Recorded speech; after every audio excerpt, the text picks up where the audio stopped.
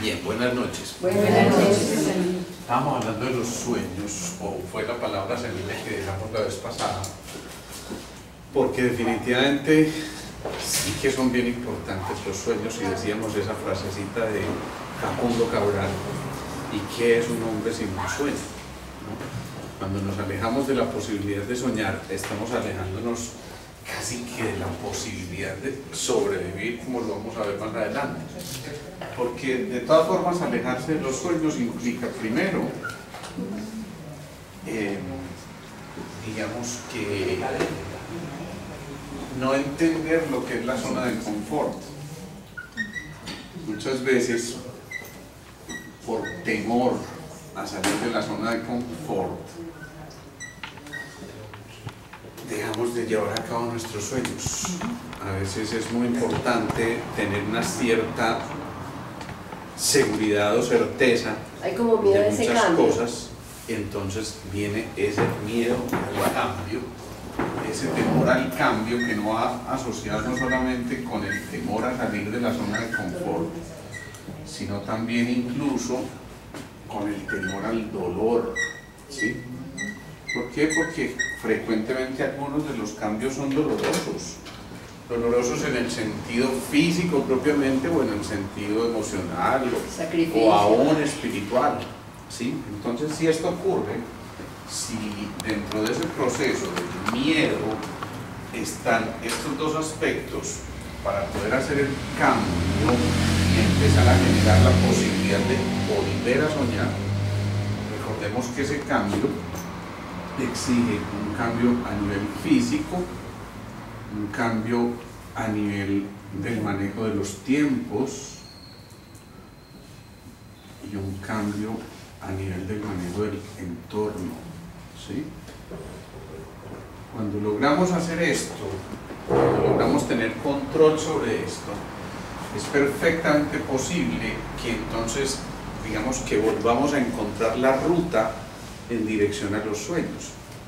Entonces mi pregunta es, ¿y qué es un sueño entonces? Ojo, no estoy hablando del sueño físico, no estoy hablando del sueño biológico como tal, sino ¿cómo definirían ustedes un sueño? Un ideal. Proyecto, perfecto. Una aspiración. Un ideal, ¿qué más? Una meta. Meta. Estamos sincronizados. ¿Qué más dijeron? Un ideal, dijeron por aquí atrás. Entonces, un deseo. Una ferviente aspiración. Una ferviente aspiración, vaya. Bien. Entonces viene una pregunta. ¿Soñamos en pasado, soñamos en presente, soñamos en futuro? En presente. En futuro. En presente. O sea, ni sí ni no, sino todo lo contrario. No se sueña en En presente. presente. El sueño no es una proyección. Entonces, en futuro. En futuro. Una pregunta. No, el sueño es en presente para el futuro. Pues el sueño lo realizó hoy para desarrollar, Pero el sueño está en el presente como tal, ¿no? para Y yo no desarrollarse al puedo futuro. soñar con algo que ocurrió antes. Claro, Pero es un recuerdo. Pero es una evocación. Bueno. Eso, bueno, ahí ya empezamos a hacer una diferencia bien interesante. Eso significa, el sueño yo trato de vivirlo o de traerlo al presente, pero para poder proyectarme al futuro, ¿sí? Uno no tiene un deseo de pasado, ¿sí? Pues un deseo, yo deseo que me traiga tanta plata el Platón Pérez cuando se me caiga un diente, pues, ya como que cambia. Entonces, ¿qué ocurre? Que para soñar en presente, para volver a construir desde ahí lo que voy a proyectar a futuro, significa que necesariamente tengo que poderme centrar, ¿sí? Y poder centrarse es estar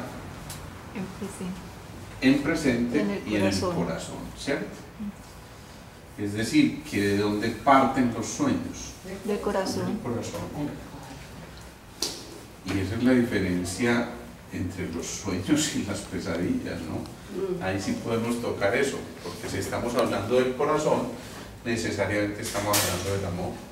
pero hablar desde la posibilidad de soñar, desde el amor, significa que estamos tocando un tipo de energía, que es la energía magnética, ¿sí? En otras palabras, que somos nosotros los que atraemos nuestros sueños. Nadie puede soñar por nosotros. Nadie nos genera una camisa de fuerza para soñar y decir, es que podemos soñar hasta aquí. No, uno puede soñar cosas que incluso parecerían absolutamente absurdas, pero que en el tiempo perfectamente se pueden concretar y materializar siempre y cuando haya ciertas características. ¿Alguien soñó alguna vez con construir un aparato extraño que fuera por los cielos y a lo mejor llevando pasajeros? ¿Y eso fue posible? En la mente de un loco sí, por supuesto. Ese no era muy cuerdo que digamos. Entonces cuando los hermanos esos diseñaron el primer prototipo de avioncito, que seguramente, como decían los españoles, se quebraron el culo. Bueno, sí, se lo quebraron y seguramente que eso fue el propósito para poder proyectarse a otras cosas. Pero aún así, partió de un, digamos, de un magnetismo especial que se genera, como decimos, de esa energía magnética que parte del corazón. Y por eso lo hemos dicho tantas veces. ¿Quién es realmente el cerebro? ¿El corazón o el cerebro? Es decir, ¿quién está comandando nuestros sueños? ¿El corazón o el cerebro? El corazón atesora la mente. Claro. Entonces, si el corazón atesora la mente y decimos que vamos en este sentido, ¿qué ocurre? Que muchas veces, por temor, insisto, a salir de la zona de confort o por temor a que haya dolor, entramos en un estado depresivo. Entonces viene una pregunta: estando depresivos, ¿podremos soñar? No. ¿Serán coherentes los sueños si parten de un estado depresivo? No, porque uno no está tranquilo. No está tranquilo, ¿cierto? O por lo menos está opacando muchas posibilidades de proyección a ese futuro, porque está primando un estado en el que evidentemente no estamos en ese grado de entusiasmo ni de inspiración. En otras palabras, estar depresivo es estar alejado de la fuente, es estar alejado de esa energía superior, llámenlo como ustedes la quieran llamar, ya lo hemos dicho, pero estar alejado de esa fuente, yo la llamo Dios. Estar alejado de Dios posiblemente no nos permite realmente soñar. Y esto no es simplemente un mensaje por allá medio religioso o lo que sea, sino simplemente es algo que nos está invitando a cambiar estados que están en nuestras manos cambiar, modificar.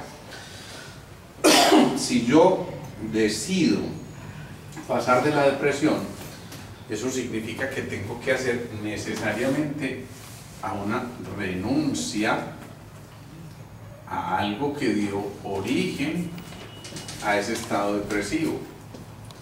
Y la pregunta es, ¿quién decide si renuncia? Yo. ¿O no? Con la posibilidad de que la renuncia pueda ser revocable. ¿O no? Pues no lo estoy mencionando por cosas concretas, pero bueno, en fin. Entonces, si esa posibilidad de renuncia es posible, que implica no permitir que estemos en el estado depresivo, implica que contactemos con las sustancias o neuropéptidos o neurotransmisores que estén a favor de estar en un estado contrario a la depresión. ¿Y cuál es el estado contrario a la depresión? La alegría. Pues la alegría. Y entonces, ¿cuáles son las moléculas de la alegría? Dopamina, Serotonina. Serotonina. Están cuchillas, qué maravilla. Para que vean. Entonces, si entendemos esto, si entendemos que hay unas moléculas que hay ahí, pero ojo, que esto no se reduce solamente a moléculas. Yo digo que ahí es donde falla mucha parte de la psiquiatría moderna, con todo el respeto. porque muchas veces se quedan manejando moléculas en un paciente y obviamente la vida va más allá de las moléculas. Un paciente tiene sueños, tiene expectativas, tiene frustraciones, tiene angustias, tiene proyecciones, tiene todo lo que quieran, entonces no nos podemos quedar ahí en unas moléculas solamente, pero sí es cierto que cuando estamos en un estado de alegría estamos alejándonos de la depresión. Y implica esto también que si hay buena circulación de dopamina y serotonina, la posibilidad no solamente de soñar físicamente, sino de soñar en cuanto a estas proyecciones y metas e ideales y deseos y aspiraciones, está en relación directa con esta posibilidad. Entonces ahora la pregunta es, ¿y qué nos libera dopamina, por ejemplo? ¿De dónde sacar dopamina? Sí, es muy fácil decir, qué rico, ¿no? Maravilloso, que tengamos chispita, ganas, entusiasmo. Sí, ¿cómo? De hacer lo que nos apasiona. El ejercicio. Bien. Uno, pasión, listo. Dos, ejercicios. Respiración. Pues un equilibrio de todo. Respiración. ¿Qué más? Alimentación saludable. Contacto con la naturaleza. La música. Contacto. Listo. Música. ¿Qué más? Tú dijiste algo, Margarita, ¿cierto? Sí, pues, ¿Qué fue lo que dijiste? ¿cómo es? O sea, de asombro. Asombro, eso. Bien. Y a veces evocar recuerdos gratos. De vocaciones, perfecto. De vocaciones, por supuesto, alegres, ¿no? Pregunta. Pensamiento. ¿Esto lo venden en los almacenes de cadena? No. Luego, ¿cómo recuperar el asombro, por ejemplo?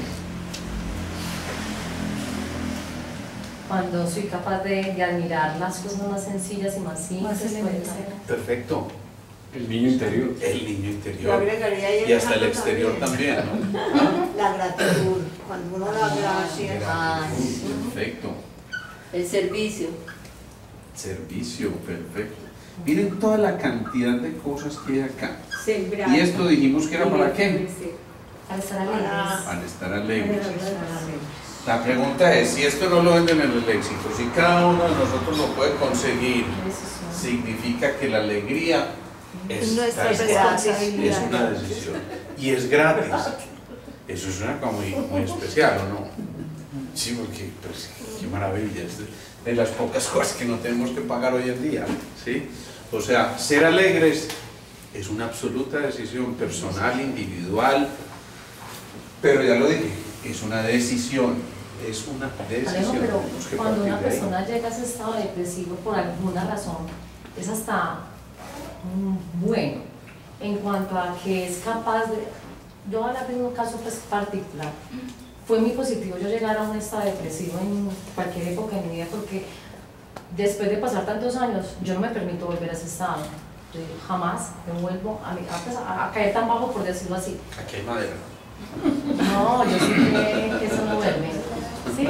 Entonces, pues uno tiene sus crisis, porque uno las va a tener, Sí. pero llegar a ese estado depresivo, uno puede llegar a renunciar y zafarse de eso y decir, jamás vuelvo a ese estado.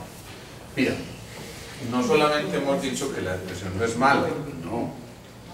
De hecho es un componente de la alegría. Los hemos visto como complementarios y no como opuestos. Luego llegar a la depresión, por ejemplo, para crecer, para experimentar, para conocer otras posibilidades, es una cosa maravillosa, es una herramienta que nos pusieron ahí y también fue creada por ese ser que dio origen a todo lo perfecto. Luego la depresión también es perfecta, ¿sí? Lo que pasa es que lo bueno o lo malo es quedarse en los extremos. Cuando decidimos no quedarnos en los extremos, entonces trascendemos eso que parece una información completamente local y localizada y entonces nos permitimos conocer otras expresiones. Pero digámoslo así, como que esa tristeza, esa depresión pueden ser parte de la alegría vista en ese contexto. ¿Cómo volver a recuperar entonces la pasión? Pero hay depresiones, perdón que te interrumpa, hay depresiones que no solamente son de estado emocional, hay depresiones que vienen por factores químicos externos. Que no... Algunos llaman eso las depresiones endógenas, porque digamos que hay una depresión por alguna circunstancia en la producción de esos neurotransmisores, o porque mi abuelita y mi tatarabuela también eran depresivas, y yo también, no, yo de verdad soy depresivo, yo estoy convencido, mis genes lo dicen, ¿sí? Eso sí será verdad, sí será verdad. Le habremos dado más importancia a la depresión endógena de la cuenta. Yo como médico les digo, realmente le hemos dado mucha más trascendencia a la depresión endógena y la hemos rotulado así a muchas cosas que simplemente obedecen a una circunstancia. A pesar de que casi siempre nacemos llorando, cuando nacemos llorando después el médico tan feo que al frente esperando que uno pase por el canal del parto, ¿no? Claro, uno se asoma ya tranquilo en su piscina cuando dice no, y mucho hasta se devuelve, y es más, y se enrollan en el cordón y de aquí no me sacan, ¿sí? Eso es una posibilidad, pero digamos que en condiciones normales uno nació con todas las posibilidades de estar siempre alegre. Sí, es factible, insisto, que haya algún tipo de malformación orgánica o de déficit orgánico, no podemos dejar atrás eso porque es parte también de nuestro equipaje, de nuestro cuerpo físico, sí, y por eso es otra razón más para vivir absolutamente agradecidos de tener la fortuna de estar en estas circunstancias y decir, no tengo una limitación física que me impida a mí en este momento recuperar mi alegría. Alejo, pero también hay depresiones que sí se dan, digamos, por la muerte de un ser querido. Sí, sí, esas son ya depresiones exógenas. Lo exógeno significa a factores del entorno, pero también yo decido cómo si vivo me quedo ese ahí, proceso. O si ¿Me explico? y salgo. A 3 hermanos se les muere la mamá, ¿sí? Y uno dice, me morí, ¿sí? Otro dice, no, qué alegría haberla tenido los años que la tuve, soy un privilegiado haberla tenido hasta que a los 75, 80 años sacó las alitas y se fue, ¿sí? Otro dice, no, pues es el ciclo natural de la vida y simplemente lo entiende como casi que un afecto plano. ¿Me hago entender? Entonces lo exógeno no es lo que genera la respuesta interna. Soy yo el que genera una respuesta frente a lo exógeno. Perfecto.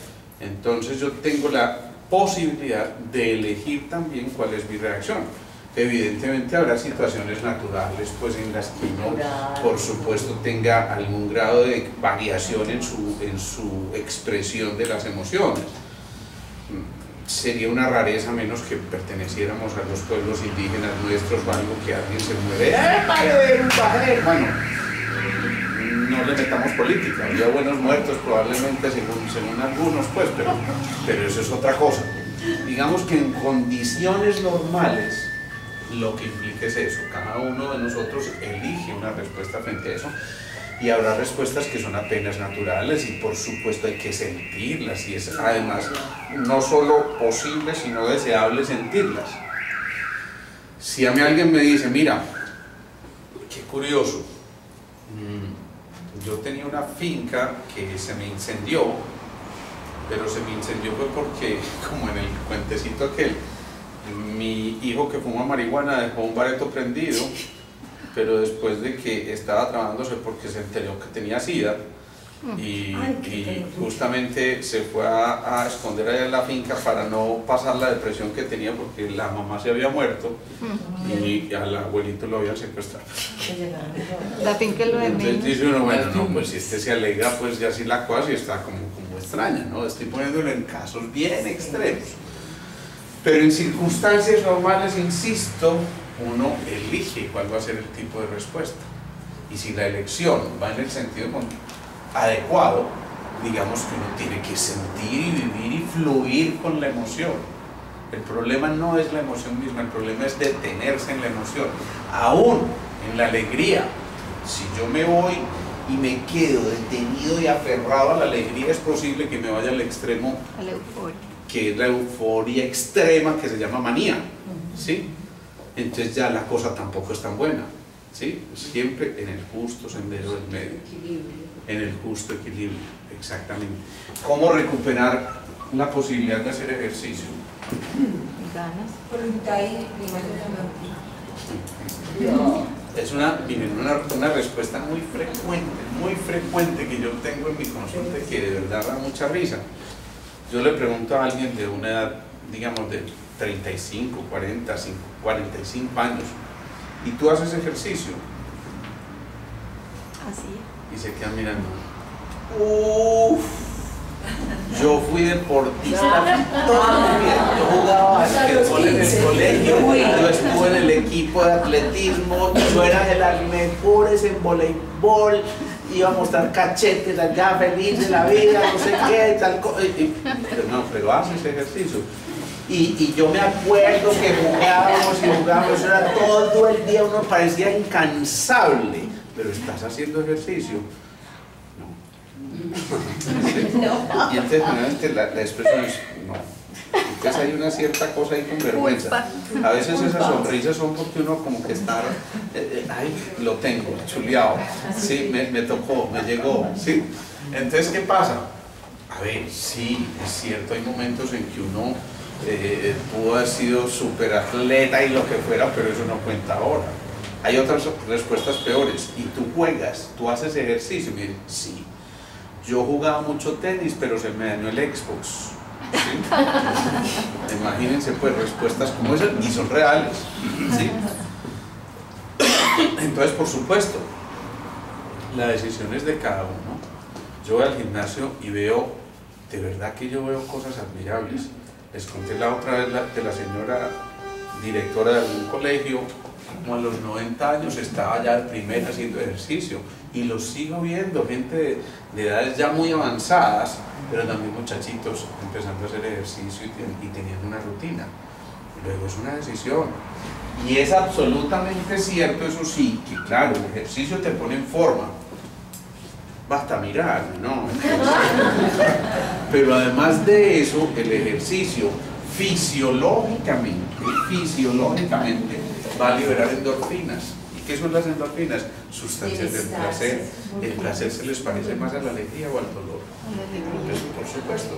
Entonces, ¿qué ocurre? Que de esta posibilidad de hacer ejercicio también depende en gran parte la alegría. Miren cómo vamos chuleando. Esto no es uno de estos. Es que uno o lo otro, no, ojalá fueran todos, ¿sí? Respirar, eso producirá alegría. Intenten taparse un ratico de eso, les produce otra cosa distinta, ¿cierto? Otra cosa es que a uno le vaya el aire porque vi una vieja muy linda y entonces y le quedó viendo, oiga mijo, reacciono, sí, claro, por supuesto. Eso es otra cosa bien distinta, pero en condiciones normales el solo hecho de respirar hace que estemos más alegres. Ojo, que esto suena muy elemental. Pues claro, todo el mundo va a decir, pues claro, si estamos vivos estamos respirando. Sí, pero una buena pero ¿qué tipo de respiración estamos haciendo? Pero cuando se hace consciente de tomar lo mejor y expulsar lo peor, ahí es donde está el secreto de la respiración. Yo inhalo todo lo bueno que me ofrezca la naturaleza y exhalo todo lo perjudicial que hay en mí. Maravilloso, parece que hubieran estado en un seminario de hipnosis, pero bueno, eso es bien importante, claro que sí.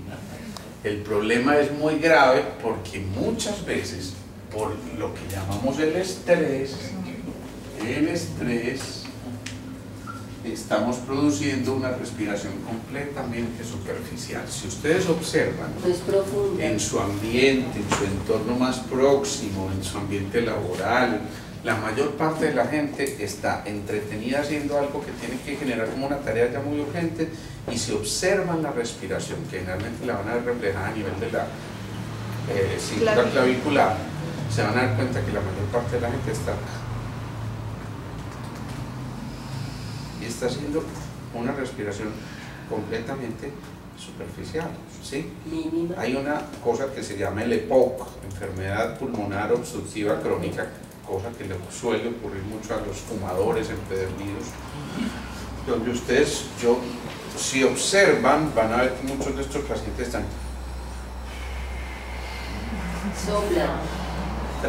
resoplan casi, ¿sí? tratando precisamente de sacar eso en lo que se están ahogando, porque ya sus vías aéreas ni siquiera les permiten el libre fluir de ese oxígeno. Entonces, cuando estamos en esta actitud, estamos frenando la posibilidad de ser alegres. Eso significa también que el solo hecho de hacer ejercicio físico normal nos puede llevar, me ayudan aquí, a volver a recuperar la alegría. Es decir, mantenernos alegres también depende de un correcto movimiento respiratorio. Yo no sé si a ustedes les tocó, a mí me tocó, que cuando uno llegaba al colegio, lo primero que nos ponían a hacer antes de entrar a clase era que nos ponían en una fila a todos los alumnos y íbamos a hacer ejercicio respiratorio. Era para el profesor de gimnasia. A ver, pues, pues cuidado, a ver, pues cuidado, me están moviendo ahora. Que casualmente me encontré con un profe de esa época hace poquito en consulta. Entonces se paraba así, vamos, cuidado, a ver, vamos, a respirar. Entonces uno, y tenía que hacer un ejercicio respiratorio maravilloso, y después de 5 minutos, ahora sí, a clase. Yo no sé si a todos les tocó. A mí no. No. Hay gente que no fue a la escuela, pero bueno, lo cierto es que yo no entiendo por qué se perdieron esas costumbres. Debería ser casi una obligación en cualquier ambiente laboral, de estudio, en lo que fuera, debería ser casi una obligación volver a recordar que tenemos que respirar, ¿sí? El solo hecho de hacer eso nos va a facilitar enormemente las cosas, y yo quiero que ustedes mismos las deduzcan porque tienen herramientas suficientes para manejarlas. A ver, primero, ¿quién respira? Los seres vivos. Siga haciendo preguntas pendejas y verá.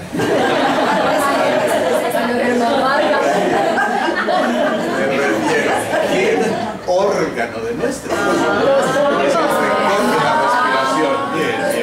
Sí, claro. Todo bien, Margarita. Clase de ciencias. ¿Quién? Claro, los pulmones. Y entonces, ya mismo ustedes, ¿qué asociación hacen? Que el pulmón es el órgano de la tristeza. Maneja la tristeza. Entonces, si se oxigena y si se respira bien, entonces se convierte en alegría. Eso es bueno. ¿Y con quién se relaciona el pulmón? Con el corazón. ¿Ah? No, Con el intestino. Sí, intestino con el intestino grueso. grueso. Sí. Por un lado, eso es absolutamente cierto. Con la piel. Pero además de eso, el pulmón, ¿a qué centro pertenece? Quinto. ¿Cuarto o quinto? Quinto. Corazón es cuarto con el timo, ¿no? Yo sé que algunos están nuevos por aquí y van a sentir que estamos hablando de un lenguaje por ahí muy extraño. No te preocupes, después de 200 años tampoco vas a entender. Poco a poco te vas a ir enterando de ese lenguaje.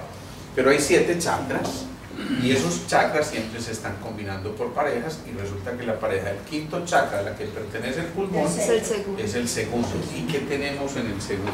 Los órganos genitales. Los órganos genitales, ¿sí? ¿Estamos? Sí. A menos que haya un susto muy grande y los órganos genitales se suban. Se van al quinto, por eso. Pero aún así se van al quinto, ¿cierto? Eso muestra perfectamente la relación que hay. Qué barbaridad, ustedes son muy mal pensados, ¿no? Bueno, pero eso es bien importante.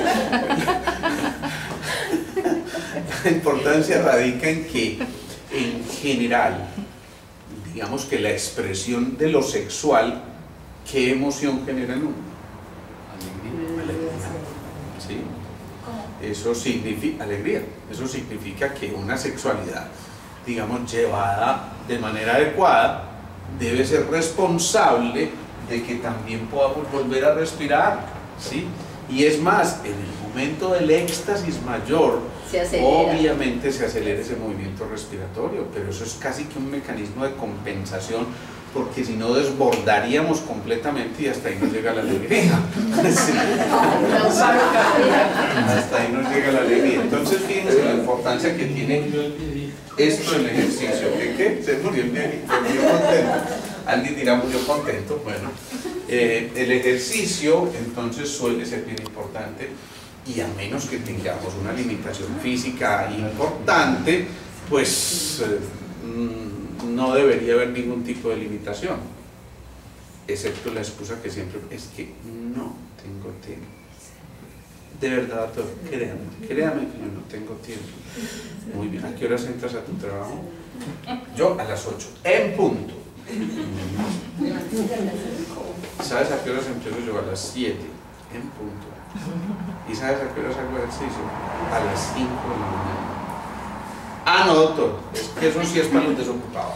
Eso es para los guapos, eso es para los que... No, es una cuestión de disciplina, es una cuestión de disciplina. Siento que te sientes aludida. Bueno, eso es bien importante, entender eso, que está en nuestras manos, tomar una decisión al respecto. ¿Qué dice aquí? El contacto. Elemental por lo que acabamos de decir. ¿Alguien me puede decir? Las caricias, con la naturaleza. No. ¿Con qué se contacta uno? Con las manos. Pues obviamente nos podemos contactar con muchas cosas. Los abrazos. Pero digamos que con qué con las manos, que es la prolongación. Con la piel. Y la piel es... El pulmón es la madre. Eso es, el pulmón es la madre de la piel. Entonces, imagínense lo importante que es esto también. Eso sí, muchas veces yo te toco y me quedo sin inspiración. Sí, esa es otra cosa de la expresión, de la emoción, exactamente. La música será importante. Pues hablar de esto sería casi que una redundancia. Una redundancia, sí. ¿Por qué? Ya lo hemos dicho. Acuérdense otra cosa, es que miren lo bonito que es esta fisiología china. Quinto centro, pulmón. ¿De acuerdo? Conectado con el segundo centro. ¿Sí? Para poder apreciar la música, necesariamente, ¿cuál órgano de los sentidos debería estar? Muy bien. El oído. Claro. Y hace parte del quinto centro también el oído. ¿Sí? Por eso decíamos, cuando alguien empieza a perder su capacidad auditiva, frecuentemente también empieza a perder, ojo a la palabra que voy a utilizar, su tono vital. Es decir, cuando hablamos de tono, también estamos hablando de música. Y si empezamos a perder el tono vital, va perdiéndose la música en nuestro interior. Y no te mueras con la música en tu interior. Eso no puede ser. Si volvemos a contactar con la música, significa estamos activando el oído, y el oído representa un tipo de energía muy importante que se llama la energía, reticular. Así como hay magnética, hay otra energía que se llama reticular o ancestral o de reserva. ¿Sí? Entonces, se está acabando la reserva. Por supuesto, el oído empieza a fallar y dice: ¿cómo? ¿Qué? ¿Qué? Y además uno empieza a decir como con cierta Alejo, perdón te interrumpo, las personas tienen que ver, las personas que van perdiendo la audición empiezan a hablar muy duro. Claro. Es por eso. De hecho, es una prueba que en ocasiones se hace de manera muy disimulada para saber si alguien está fingiendo una sordera o no. ¿Sí? En algunos procesos de tipo judicial, a propósito les colocan cada vez más fuerte un volumen, y si realmente hay sordera total o está perdiendo realmente la audición, siguen hablando en el mismo tono. Pero si no, inconscientemente van hablando el tono para poder que sean escuchados, y eso significa muy claramente que está fingiendo. Claro. Eso es bien interesante. Entonces, ojo pues, aquí si hiciéramos referencia a alguno de los órganos, cuando hablo de la energía magnética, de los órganos de los sentidos, ¿a quién nos estamos refiriendo? Magnética. El corazón. No, de los ojos. Los sentidos. Eléctrica, magnética, la boca. La boca. Bueno, digamos que el gusto. ¿Y qué más? El tacto. Y el olfato. El olfato. Pues. El olfato. Y de una vez, digámoslo, si estuviéramos hablando de la energía eléctrica, los ojos. Obviamente serían los ojos. Pero ahí viene una pregunta bien interesante, entonces el tacto, ¿dónde lo dejamos? También es magnético, ¿no? Sí, es magnética porque La prolongación. Cuarto centro, ¿por qué cuarto centro? porque la prolongación. Yo puedo tactar también con los pies, ¿o no? Sí. Pero es que está en O con la barriga. Pero es la piel. Y la piel es del centro. quinto. Es el órgano más grande. La Quinto centro. piel ¿Supone es- la madre de la piel o no? Sí. Quinto centro. Entonces será magnética, será eléctrica, será reticular, el tacto. Pues pero es que el tacto es no, magnético, no, para mí es magnético el tacto, no sé. Una vez en un hospital de Chile, en una charla que yo di sobre musicoterapia y todo eso, había una mujer que era la jefe de la unidad de cuidados intensivos de pediatría en algún hospital allá. No recuerdo si les conté esta historia. Yo les dije qué distintas serían las unidades de cuidados intensivos si en lugar de estar escuchando esos sonidos dramáticos Les pusieran música. Entonces ella intervino y dijo, bueno, sería interesante, podríamos hacer esa experiencia. Y resulta que había un músico ahí también en el auditorio, dijo, y yo me ofrezco para diseñar la música que ustedes digan, pues no tengo ningún problema. No dijo pues, sino puedo. Entonces, y la mujer decía, sí, perfecto, podemos hacerlo porque es bastante interesante. Entonces empezaron a hacerlo, y como unos 2 meses después yo recibo un mensaje de ella diciéndome, yo lo traduzco en chilenés, oye Alejo, estoy muy sorprendida porque fíjate que nos hemos dado cuenta de que realmente se disminuye el estrés, porque estamos midiendo las hormonas del estrés. Pero yo creo que tú me expliques por qué 2 de estas personas que eran sordas de nacimiento también disminuyeron sus niveles de estrés. Por la vibración. Claro, por los patrones frecuenciales. ¿Y quién capta ese patrón frecuencial? La piel. Entonces, la piel, fíjense, es un órgano que nos va a reunir de todas formas los 3 tipos de energía. Claro. Eso es muy bonito porque tiene de magnético todo lo que quiera. Claro. Me dejas hacerme al ladito tuyo así piel con piel, bien rico. Es que ay, yo me siento, Cristina, por Dios, la piel tuya me enamora, ¿cierto? Sí. Y vea cómo se me eriza la piel, vea cómo se me ponen los pelos y vea cómo se me ponen también. En fin, entonces, sí, la piel. Pero después de eso, también la piel es un órgano perfectamente eléctrico.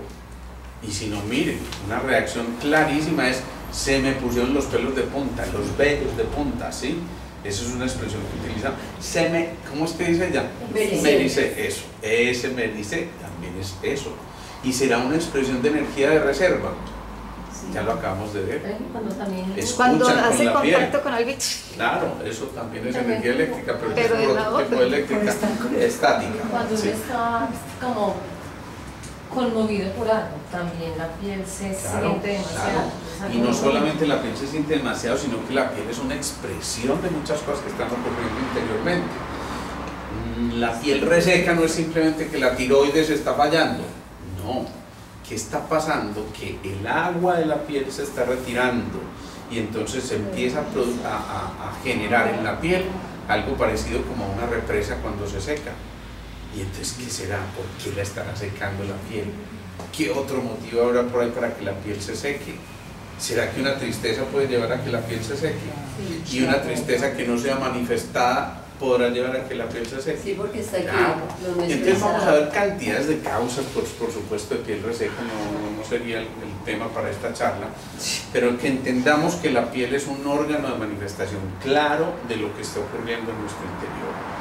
Acuérdense que siempre lo hemos dicho, el cuerpo es una caricatura de lo que estamos viviendo internamente.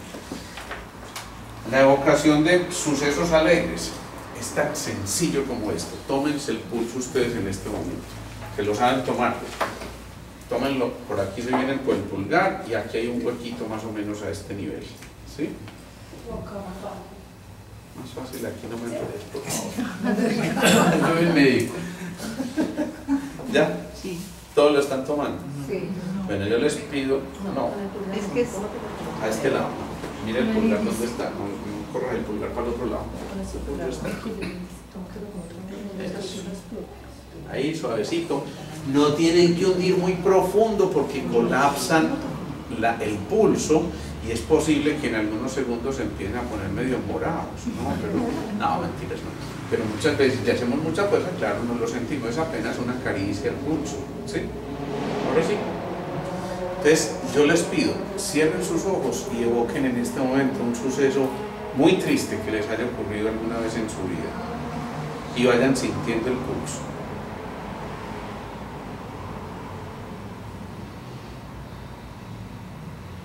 Bien, fueron 10 segundos y ahora yo les pido que evoquen un suceso muy alegre, algo de lo más rico que ustedes hayan vivido en un momento determinado.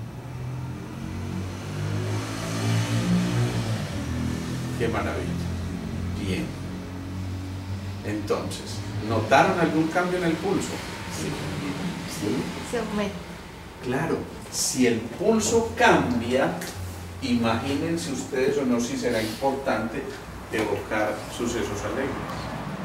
Si en cambio yo estoy siempre poniendo el pero para cada cosa, y la actitud crítica, y la actitud de gruñón, y la actitud triste, y la actitud peyorativa, y las actitudes negativas van a hacer que por supuesto ese pulso también se altere. Luego es responsabilidad de nosotros. Sentir gratitud, yo creo que redundar en esto ya es demasiado. Y el servicio casi que es una característica de la gratitud. Entonces vamos hasta ahí, ¿no?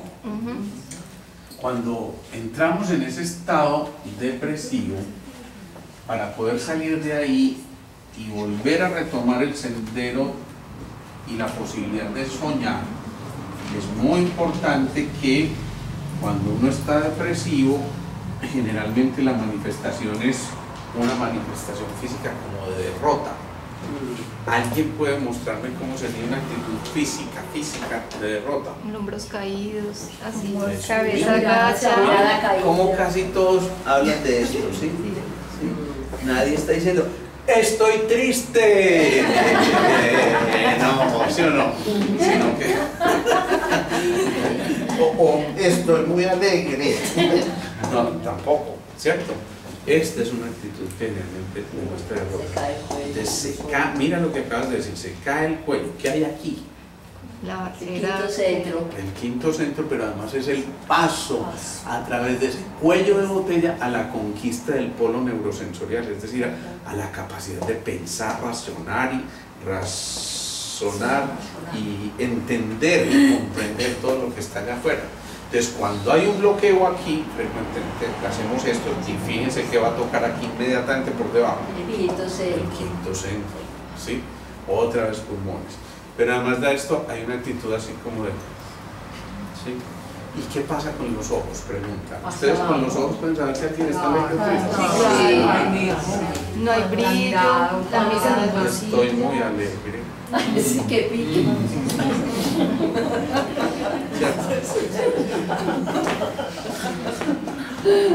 Cuando alguien está alegre, tiene chispitas. ¡qué verdad! Sí, no hay que hacer mucho esfuerzo para darse cuenta si alguien está alegre o triste. Entonces fíjense que en la actitud corporal estamos diciendo, para volver a recuperar esa alegría es muy importante volver a entender que somos valiosos. Y somos valiosos significa valorar. Si yo valoro, me estoy acercando mucho más a los sueños. Si yo valoro, ojo, lo que tengo y no más bien añoro lo que no tengo, con toda seguridad ya está cambiando la posición del observador. ¿Sí? Es el mismo puentecito del vaso medio lleno y medio vacío. Hace poco, en el curso tuvimos una niña que estaba pasando por un proceso complejo, duro, digamos que de resolución de conflictos propios. Y al final de un momento yo me encuentro que se retira y me la encuentro por allá en un rinconcito casi, hagan de cuenta como un ratoncito que se mete en el última madriguerita que había por allá. Y cuando yo le empiezo a hablar y la empiezo a empoderar otra vez, ella empieza como a erguirse y casi que me da la mano, levántame, ¿sí? Eso ya es un gesto, a pesar de que no hubiera habido ninguna palabra de por medio, ya uno entiende que la gestión que sigue es levantarse y empezar a otra vez a recuperar el valor que por algunas circunstancias se ha perdido. Pero ojo, porque valorar también implica reconocer los valores en los que fuimos criados, o con los que fuimos criados, o con los que crecimos, y eso tampoco lo venden en las tiendas de grandes superficies, ¿sí? Simplemente nos están diciendo, valorar es una cosa que implica estar súper anclados y tener firmeza total, para que a través de esa firmeza total nos contactemos con ese polo a tierra, y ese polo a tierra es nuestra seguridad y es nuestra identidad, ¿sí? Entonces, por eso cuando a alguien le tocan sus valores, cuando le ponen a prueba sus valores, es muy factible que si juega ese juego, pues entre en un estado de tristeza, ¿sí? Claro.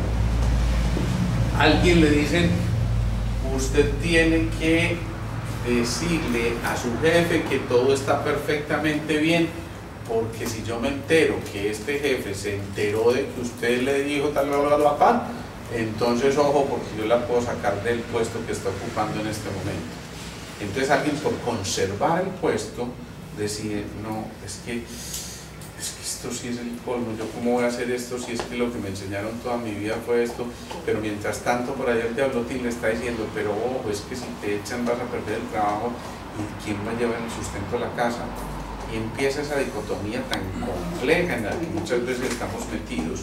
Pero esto, lo de los valores, no admite dualidad. Esto es un sí o un no, esto no es negociable, esto es así, tal cual. Por eso, cuando se pierde el contacto con los valores, hay una gran posibilidad de asentar un proceso degenerativo, y un proceso degenerativo severo.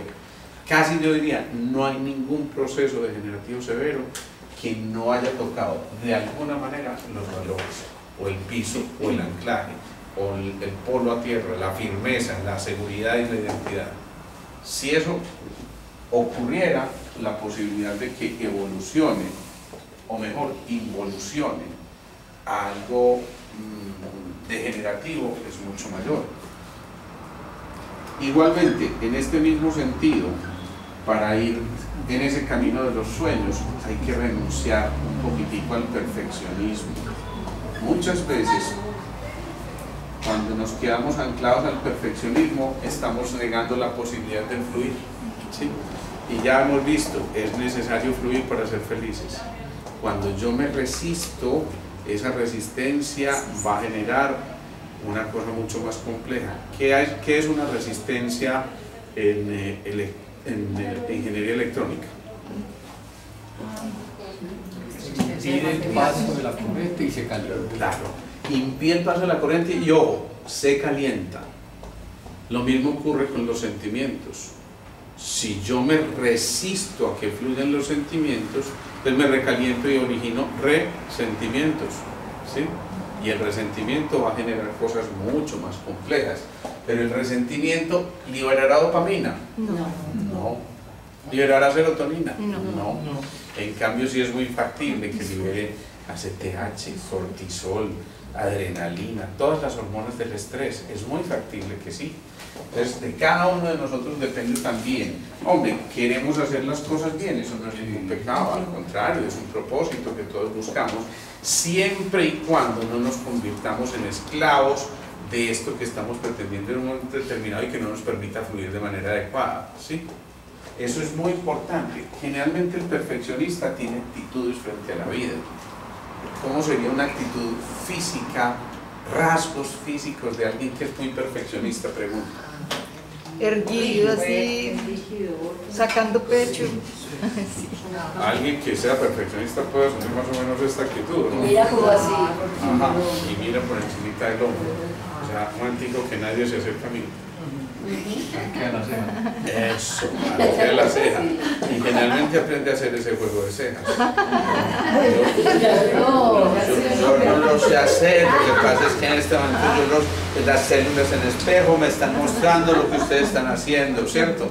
Uno cuando sale de médico, infortunadamente muchas veces sale con ese síndrome, la doctoritis, y la doctoritis suele ir asociada a todas esas cosas.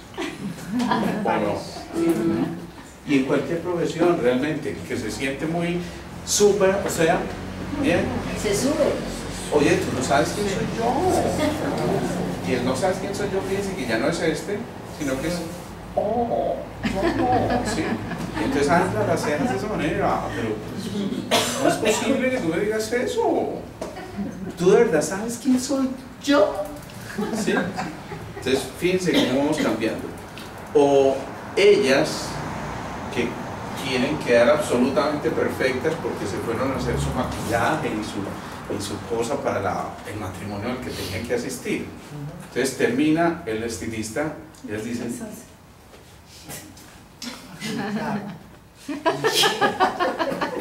Juli,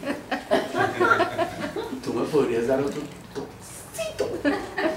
Es que, ay, yo me como, o sea, sí, y fíjense que en todo este medio temblequito que están haciendo, que ellas no lo están haciendo desde aquí, ¿no? Lo están haciendo. ¿Cierto? Y se paran de esa manera. Y es la tiesura que está haciendo. Esto verdad genera risa, pero es total y real. Esto no es. Uno dice, Juli, ¿me das otro toquecito? No, si no. Y no vayan a quedar aquí, pues, para que seamos equilibrados, que esto es solamente las mujeres. ¿Sí o no? Uno también quiere estar, pues, presentable. Bueno. También parece Juli. Pues eso no necesita Juli, ¿no? Pero se ve en el espejo y uno pasa medio desapercibido.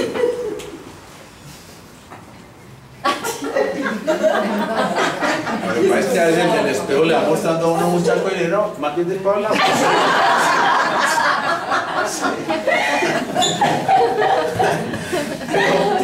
Pero eso, insisto, el perfeccionismo generalmente va asociado a una actitud física. Yo con eso, porque es que es bien distinto que yo esté en esta actitud de rigidez durante unos segundos, pero otra cosa es que mi vida se vaya en esto mucho tiempo, además que empiezo a impostar la voz y ya ni siquiera soy natural, sino que empiezo a hablar de una. Sí, es eso. Justamente la garganta está haciendo que yo, quinto centro, otra vez me la crea echándome un cuento que ni siquiera es mío. Pero cuando eso persiste mucho tiempo, imagínense esta actitud que pasa con la columna cervical. Qué raro que esta almohada está tan dura. Por supuesto, y empieza la rigidez cervical. ¿Sí? Y si de casualidad un carro los tocó por detrás, el famoso latigazo, entonces no es lo mismo en un cuello que es flexible, me vuelvo a levantar, sin acción de cuello, y sí, claro, viene el famoso síndrome del latigazo. Pero además hay latigazos de la vida, no es simplemente el latigazo del golpe este que les estoy diciendo, sino que frente al primer fracaso, esos que suelen ser tan rígidos y perfeccionistas, se derrumban literalmente y no hay quien ataje esa caída. ¿Sí? Y a veces eso es lo que necesitan, y necesitan ir hasta lo más profundo y probar lo que es. Bien, ¿ven lo que es el lenguaje no verbal? Eso es una maravilla. Entonces, eso que estamos diciendo es muy importante, empezar a renunciar al perfeccionismo. Generalmente ese perfeccionismo también va atado a cosas que nos hacen depender de cosas externas. La dependencia a lo externo suele ser muy, muy severa. Y no solamente es al que dirá, ni al ese tipo de cosas, sino incluso cosas de la vida cotidiana, a la tecnología. Ustedes en este momento, por ejemplo, se sienten capaces de pasar un solo día sin su celular. Yo también. No, pues yo también. Bueno, 2 días. Está bien, pues, ¿qué tal que fuera la vida sin celular? No, a lo que yo me refiero es esa dependencia de la tecnología, del computador, del celular, de todo lo que tenemos que nos rodea actualmente, muchas veces nos hace meternos tan de lleno en esto que nos aleja de la posibilidad de seguir creando sueños, de seguir emitiendo por allá. ¿Se acuerdan las nubecitas en las caricaturas? Uno está soñando. Cuando pintábamos una caricatura y alguien estaba imaginándose y soñando como veían ustedes que pintaban en la caricatura. Aquí estaba el muchachito, ¿sí? Ay, Dios mío, bendito, un día estos aprenderán, ¿sí? Pero es más o menos así, y aquí está la nubecita. Encima. ¿Sí? Sí, qué bien. Yo un día soñé que podía ser pintor, y vean que sí. Pero miren a dónde está dirigiendo la mirada. Arriba. Sí. O sea, el que sueña generalmente está elevando su mirada. Y elevar la mirada es contactar también con esa energía eléctrica de la que hablábamos ahorita, ¿sí? Entonces, por eso cuando uno sueña, deja atrás el pasado para proyectarse en el lóbulo frontal, que es la invitación al contacto con el futuro. Y acuérdense que la hormona que tiene que ver con la energía eléctrica, o la sustancia, mejor el neurotransmisor, es la serotonina, ¿sí? Cuando nos anclamos al pasado hay otra que se llama la acetilcolina, ¿sí? Y cuando vivimos en el presente, que es la que nos permite hacer la fusión, es la dopamina, ¿sí? Entonces, en ese mismo orden de ideas, ¿cuál sería aquí la energía magnética? ¿Cuál de esas tres? La dopamina es energía magnética, ¿sí? ¿Y qué tiempo sería este? Presente. Y la acetilcolina ya lo dijimos, pasado. Y sería la energía reticular o ancestral o de reserva, ¿sí? Entonces fíjense cómo vamos haciendo ahí la hilación con todas estas cosas. Entonces, renunciar a la dependencia de lo externo, y eso implica también empezar a, digamos que a renunciar a la rutina. El peor enemigo de los sueños se llama rutina. Cuando la vida se nos empieza a hacer tan rutinaria, dejamos de soñar. ¿Y de quién depende que la vida no se vuelva rutinaria? Yo puedo tener el mismo oficio todos los días durante 20 años porque trabajo en este banco y mi puesto es el de cajero, ¿sí? Y yo puedo limitarme como cajero a hacerme su factura, como cuentan los cajeros, así como cuentan, ¿sí? Punto. Pero hay otro cajero que está sonriendo y ¿qué más, don José? ¿Cómo le ha ido? Qué rico verlo por aquí. Sí, qué bueno. Ah, maravilloso. Cuéntame, ¿cómo va la familia? Fíjense todo el hilaje que está haciendo esta persona con cuentos distintos. Ustedes se pueden subir a un taxi y entonces hay un taxi, ¿para dónde va? Listo, punto. Ya. Pero otro te dice, ¿qué más tú, patrón? ¿Bien o no? ¿Y qué? ¿Todo bien? No, aquí dándole duro a esto, patrón, es que esto está como durito pero sabroso. Y usted que trabaja, hombre, midón. Vea, aquí tiene mi tarjetita por si alguna vez me necesita. Están haciendo el mismo oficio, pero con otra actitud completamente distinta, ¿sí? Eso me hizo recordar a algún amigo chileno también, muy especial, Claudio. Claudio es un personaje, él nos organiza los cursos allá en Chile. Y alguna vez él vino a Medellín y le dijeron, los taxis son amarillos.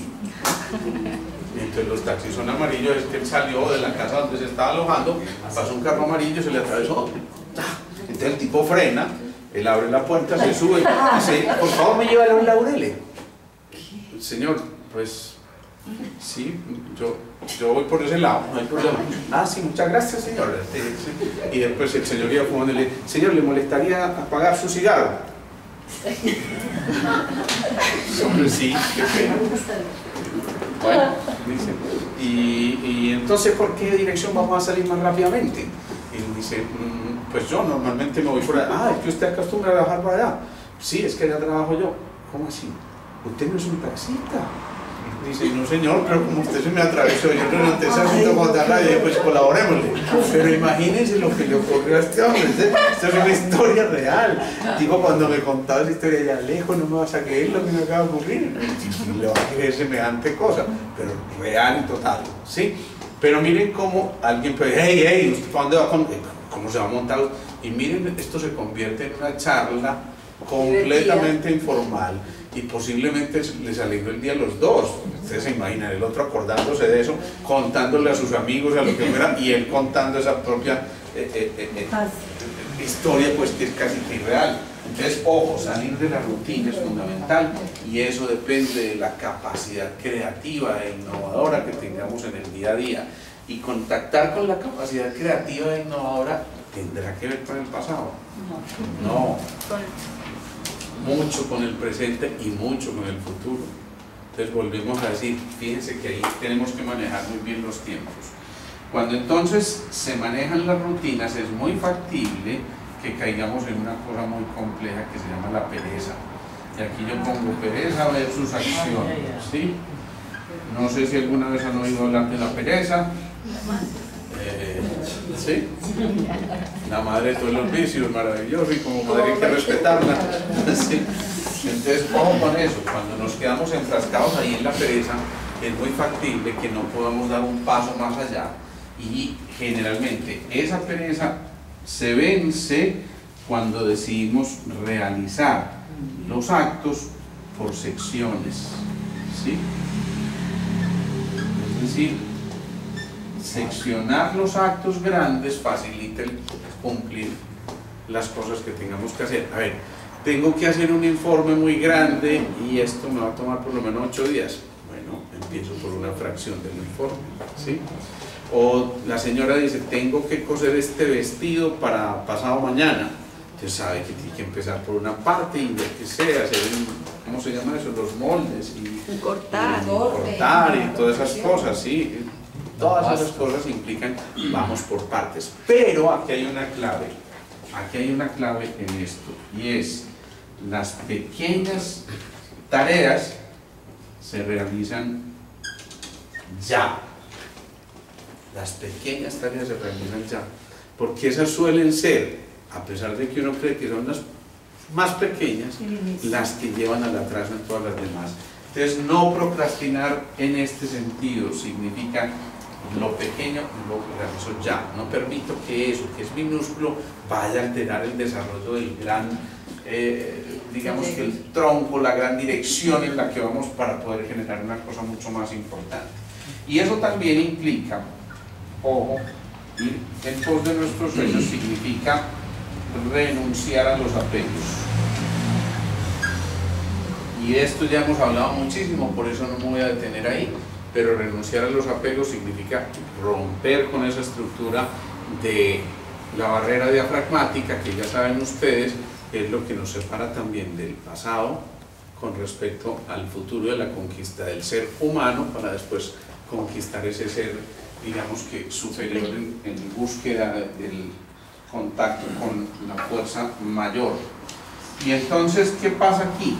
Cuando alguien logra trascender estos puntos y vencer los apegos, implica que uno empieza a entender sobre la simpleza y lo fácil y lo simple que es la vida. Entonces, para poder ir en búsqueda de esos sueños también es importante liberar lo que no es realmente esencial. Que pareciera una frase de cajón, pero es cierto, cuántas cosas nos pesan tanto en el camino que precisamente por guardarlas no logramos llegar a tiempo a nuestros sueños. Cuántas cosas realmente existen que no necesitamos y que estamos cargando en el día a día. Y miren, pónganlo en lo más elemental. Lo que ustedes no encuentren en un bolso de mujer no lo encuentran ni en el éxito. De verdad, eso es una cosa muy rara, ¿no? Y lo que los seres humanos hombres no podemos entender es cómo hacen para saber en qué rinconcito del bolso está precisamente esa piecita que estaban buscando. Miren, al marido le dices, no, al esposo o al amigo o al novio o al que sea, búscame por favor en el bolso el celular. Yo llevo el bolso. Claro. Y no vayas a creer que tu actitud es la rara, yo hago lo mismo. Sí, porque yo, y de verdad es una cosa rara, yo busco un celular que es de un tamaño y no lo encuentro. Se nota, es que nunca busca. Pero mira que lo estoy buscando hace rato. Claro, y yo llego y lo encuentro ahí mismo. Es que no te da la gana, es que y uno dice, pucha, ¿cómo no lo vi? Pero ¿cómo no lo vi? Es que ella conoce su orden perfecto en el tremendo desorden que hay aquí, porque eso no se las van a tirar aquí muy organizadas. Eso es una marea de cosas, de verdad que eso no se ve ni en el hueco. Eso parece un agujero negro. Se chupa todo lo que puede existir en este mundo y además se encuentran por allá hasta las esquelas que le dejan en la primera comunión. Yo no sé cómo hacen, pero ahí está guardado eso con toda seguridad. Eso es porque el baúl de los recuerdos. Es una cosa absolutamente impresionante y sin embargo aquí está ahí uno. Pues es que, ¿cierto? ¿Sí? ¿O no? ¿Es así o no es así? Entonces, ojo, desprenderse de los de las cosas que nos sobran nos lleva a la simpleza y entender que la vida debería ser esencialmente muy simple. Ojo, no que nos sepa a simpleza, ojo que eso es bien distinto. Es decir, a más simpleza, mayor sabor. Es lo que les quiero decir. ¿Ya? Después de esto, entonces, cuando nos damos cuenta de que hay algo que es simple, podemos volver a rescatar por fin las habilidades y entonces muchos de nuestros sueños dependerán no solamente de las habilidades que tenemos, sino que cultivamos. Y para poder cultivar habilidades es necesario, fundamental, volver a encontrar la disciplina, y la disciplina está en relación con el deseo, con la decisión y ¿qué era la otra cosa? Determinación. Y la determinación. ¿Sí? Bien. Vamos hasta ahí. Si logramos llegar hasta aquí, entonces no aplacemos la cosa pretendiendo que algún día estemos listos para, ¿sí? Porque es muy factible que nunca nos vayamos a sentir lo suficientemente listos. Si dejamos de aplazar cosas tan elementales, miren, esto suena como a broma, pero supongan que alguno de los sueños de ustedes sea escribir un libro. ¿Saben ustedes que si escribieran una página diaria, en un año ya tendrían un libro? No me miren a mí, que yo lo estoy escribiendo, de verdad. Pero eso es muy importante. Entonces no aplazar cosas tan elementales por sí. Algún día estaremos listos. Algún día yo estaré listo para desempeñar ese cargo. No, alguien lo tiró al charco y le meta después. Buenos días. Sí. Eso más o menos me ocurrió a mí cuando di la primera conferencia a nivel internacional. Yo recuerdo que Jorge Carvajal, mejor dicho, yo ocupaba un cargo directivo en la Asociación de Médicos Bioenergéticos y llamó a alguien del Perú a invitar a Jorge a dictar un seminario allá. Yo le digo, Jorge, mira, están contando contigo, necesitan que asistas a hermano, yo estoy muy ocupado. ¿Qué les digo entonces? Jorge, no, vas tú. ¿C'est moi? ¿Sí? Yo aprendí francés, ¿c'est moi? ¿Sí? ¿Cómo así? No, Jorge, espérate, no, ¿cómo así? Es que yo, no, pues, más así que no vaya a dictar un seminario al Perú, pues no, yo no he hecho ninguna cosa allá afuera, ¿no? Hermanito, ¿y entonces para cuándo es? La primera vez. Claro. Me dijo, no, déjate que yo hablo con esta organizadora y le digo que tú vas. Bueno. Sí, y yo empecé, eso, ocurrió eso, el segundo se subió al quinto.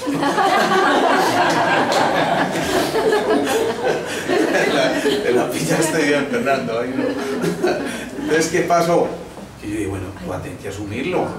Y yo no sé si les conté, pero yo me preparé súper bien. Yo tenía que hacer eso hiper mega bien, porque primera salida, yo creo que me encerré 3 meses. Centrado en eso nomás y mi charla era apenas de 1 hora dentro de un congreso que había. pero aún así yo decía, esto tiene que salir. Perfecto. Perfeccionismo total. Cuando yo llego allá, ay ama, puedo traer las palabras esas mágicas, ay ama. Pero yo dije, bueno, ya vine aquí, lo tengo que hacer, y lo tengo que hacer gozándomelo. Y creo que les dije alguna vez, casi que no soy capaz de hacer alguna charla o un seminario o alguna de esas cosas sin que yo de alguna manera no cante. ¿Por qué? Porque reconozco esa como una virtud y además me encanta, pues no es ningún trabajo grande para mí cantar. Yo les canto un pedacito de una canción para empezar y de pronto sigo y fluyo de una manera tan especial que la verdad por momentos solo me creía haber nacido en otra patria, ¿no, fíjate, yo decía, no, es que ese soy yo, ¿no? La Virgen entonces, lloró. y la Virgen llegó y el Cristo que había allá al fondo me vino a seguir llorando. Bueno, en fin, lo cierto es que yo termino esa charla, yo ya tenía incluso un plan de turismo porque pues, ya estoy en Perú, voy a conocer tal y tal cosa. Me dicen, Alejandro, tú nos podrías dictar otra charla más.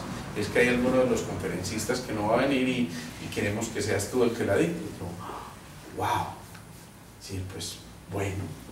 Y yo acepté porque todavía tenía tiempecito ahí, di una charla más y cuando termino esa charla más, oye Alejandro, es que mira, estamos pensando, ¿será posible que tú nos dictes un seminario de 2 días? Y yo le dije, por Dios, es que yo ya tengo vuelo para tal parte y no sé qué.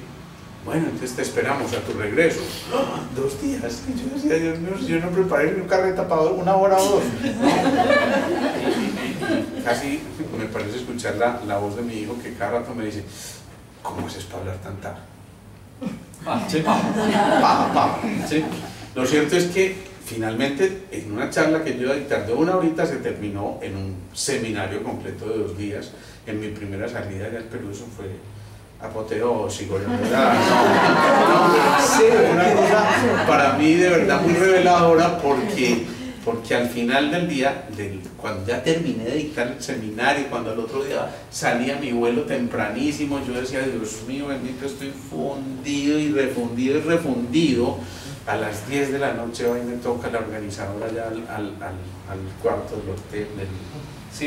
Eso era como una cosa medio campestre y con varias casitas y toda esa cosa. Alejandro, te queremos pedir un favor. No. Yo lo haría a las 4 de la mañana, 10 de la noche. Es que sabes si de pronto puedes atender a alguien urgente, no sé qué. Yo, uy. Pero bueno, ¿cómo me iba a negar? Yo salgo caminando casi como un zombie, pero yo veía que esta mujer me iba llevando a una parte oscura. Cambiar la voz. No se aprovechen de mí, no me maltraten, yo pensaba pues para mis adentros. Y oye, Marta, esto, ¿para dónde vamos por acá? Me dice, no, tú solo acompáñame, no sé qué.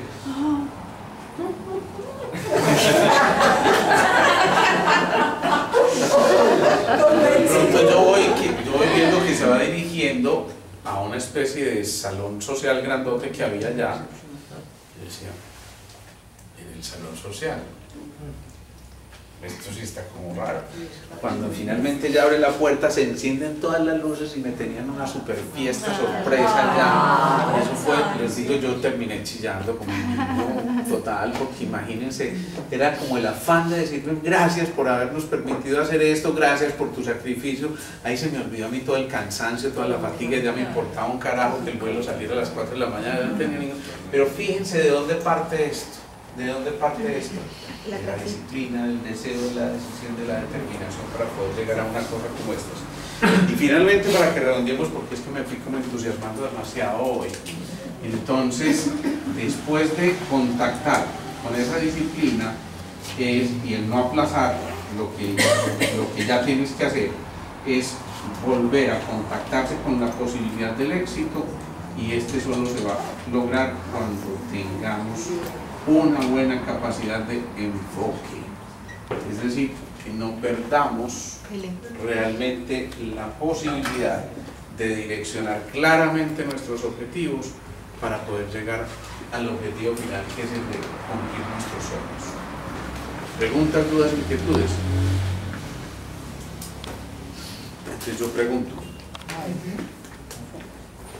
¿estamos en capacidad de soñar o no? Sí, total. Pero por favor, ¿cierto? Pero es una responsabilidad soñar. Nunca dejemos de soñar. Cuando dejamos de soñar, se empieza, de verdad, esto es literal, se empieza a alterar el tallo cerebral. Es decir, allí mismo donde se genera el sueño fisiológico, biológico, porque hay una cosa que se llama la sustancia reticular activante, que es la que va a dar origen al sueño fisiológico, ahí mismo también está la capacidad de mantenernos conectados con el cerebro reptil, que es el cerebro de la supervivencia, que es el cerebro de los instintos, que es el cerebro de lo más elemental para conservar la vida, donde está el bulbo, donde también empieza el control de la respiración. Eso significa que es literalmente cierto que si dejamos de soñar, estamos poniendo en peligro real nuestras vidas. Ojo con eso. Ahí les dejo esa sentencia. Nos oxidamos. Nos oxidamos, es cierto.